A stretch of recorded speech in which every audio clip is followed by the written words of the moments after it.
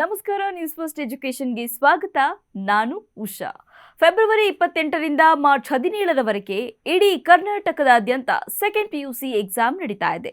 ಈ ಟೈಮ್ನಲ್ಲಿ ಸಾವಿರಾರು ಸ್ಟೂಡೆಂಟ್ಸ್ ಕೈನಲ್ಲಿ ಬುಕ್ಸ್ ಇಟ್ಕೊಂಡು ಓದ್ತಾ ಇದ್ರು. ಮೈಂಡ್ನಲ್ಲಿ ಮಾತ್ರ ಸಖತ್ ಪ್ರೆಷರ್, ಫಿಯರ್ ಮತ್ತು ಹತ್ತಾರು ಕ್ವೆಶನ್ಸ್ ಇರುತ್ತೆ. ಪೇರೆಂಟ್ಸ್ ಎಕ್ಸ್ಪೆಕ್ಟೇಷನ್ಸ್, ಫ್ರೆಂಡ್ಸ್ ಜೊತೆ ಕಂಪ್ಯಾರಿಸನ್ ಮತ್ತು ಫ್ಯೂಚರ್ ಬಗ್ಗೆ ಆತಂಕ.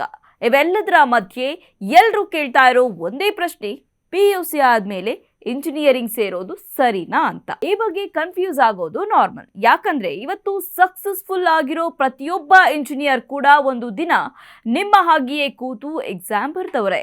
ಇಂಜಿನಿಯರಿಂಗ್ ಅಂದ್ರೆ ಬರೀ 4 ವರ್ಷದ ಕೋರ್ಸ್ ಅಲ್ಲ, ಇದು ನಿಮ್ಮ ಪೇಷನ್ಸ್, ಪ್ರಾಬ್ಲಮ್ ಸಾಲ್ವಿಂಗ್ ಮತ್ತು ಸೆಲ್ಫ್ ಬಿಲೀಫ್ ಅನ್ನ ಟೆಸ್ಟ್ ಮಾಡೋ ಒಂದು ಜರ್ನಿ. ಇವತ್ತು ಇಂಜಿನಿಯರಿಂಗ್ ನಲ್ಲಿ ಬೋಲ್ಡ್ ಆದ ಆಯ್ಕೆಗಳಿದೆ. ಟೆಕ್ನಾಲಜಿ ಇಷ್ಟಪಡೋರಿಗೆ ಕಂಪ್ಯೂಟರ್ ಸೈನ್ಸ್, ಆರ್ಟಿಫಿಷಿಯಲ್ ಇಂಟೆಲಿಜೆನ್ಸ್ ಮತ್ತು data science based options. Creative ಆಗಿ ಏನಾದರೂ ಬಿಲ್ಡ್ ಮಾಡಬೇಕು ಅನ್ಕೊಂಡಿರೋರಿಗೆ ಸಿವಿಲ್ ಅಥವಾ ಮೆಕ್ಯಾನಿಕಲ್ ಇಂಜಿನಿಯರಿಂಗ್. ಇನ್ನು ಗೆಜೆಟ್ಸ್ ಮತ್ತು ಸರ್ಕ್ಯೂಟ್ಸ್ ಇಷ್ಟಪಡೋರು ಎಲೆಕ್ಟ್ರಾನಿಕ್ಸ್ ಅಂಡ್ ಕಮ್ಯುನಿಕೇಶನ್ ಸೆಲೆಕ್ಟ್ ಮಾಡಬಹುದು. ನೆನಪಿಡಿ, ಬರೀ ಸ್ಯಾಲರಿ ಪ್ಯಾಕೇಜ್ ನೋಡಿ ಬ್ರಾಂಚ್ ಸೆಲೆಕ್ಟ್ ಮಾಡಬೇಡಿ, ನಿಮ್ಮ ಇಂಟ್ರೆಸ್ಟ್ ನೋಡಿ ಡಿಸೈಡ್ ಮಾಡಿ. ಬಹಳಷ್ಟು ಸ್ಟೂಡೆಂಟ್ಸ್ ಒಳ್ಳೆ ಮಾರ್ಕ್ಸ್ ಬಂದ್ರೆ ಲೈಫ್ ಸೆಟಲ್ ಅಂತ ಅನ್ಕೊಳ್ತಾರೆ. ಆದ್ರೆ ಒಂದ್ ಮಾತು ನೆನಪಿರ್ಲಿ, marks open doors but courage and skills build careers.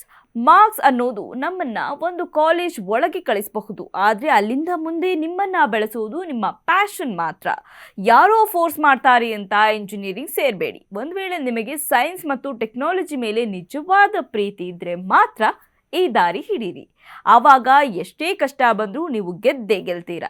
ಸದ್ಯ ನೀವು ರಿಸಲ್ಟ್ ಬಗ್ಗೆ ಅಥವಾ ಫ್ಯೂಚರ್ ಬಗ್ಗೆ ಯೋಚನೆ ಮಾಡಿ ಟೆನ್ಷನ್ ಮಾಡ್ಕೋಬೇಡಿ. KSEAB ನಡೆಸೋ ಈ ಎಕ್ಸಾಮ್ ನಿಮ್ಮ ಲೈಫ್ನ ಡಿಸೈಡ್ ಮಾಡೋ ಕೊನೆಯ ಪರೀಕ್ಷೆ ಅಲ್ವೇ ಅಲ್ಲ. ಎಕ್ಸಾಮ್ ಹಾಲ್ನಲ್ಲಿ ಕೂತಾಗ ನಿಮ್ಮ ಮಾರ್ಕ್ಸ್ ಐಡೆಂಟಿಟಿ ಅಂತ ಅನ್ಕೋಬೇಡಿ. ಇಂಜಿನಿಯರಿಂಗ್ ಮಾಡ್ತಿರೋ ಅಥವಾ ಬೇರೆ ಏನೋ ಮಾಡ್ತಿರೋ ಅದು ಸೆಕೆಂಡ್ರಿ, ಆದರೆ ನೀವು ಫಿಯರ್ ಇಲ್ಲದೆ ಎಕ್ಸಾಮ್ ಫೇಸ್ ಮಾಡೋದು ಇದೆಯಲ್ಲ, ಅದು ತುಂಬ ಇಂಪಾರ್ಟೆಂಟ್.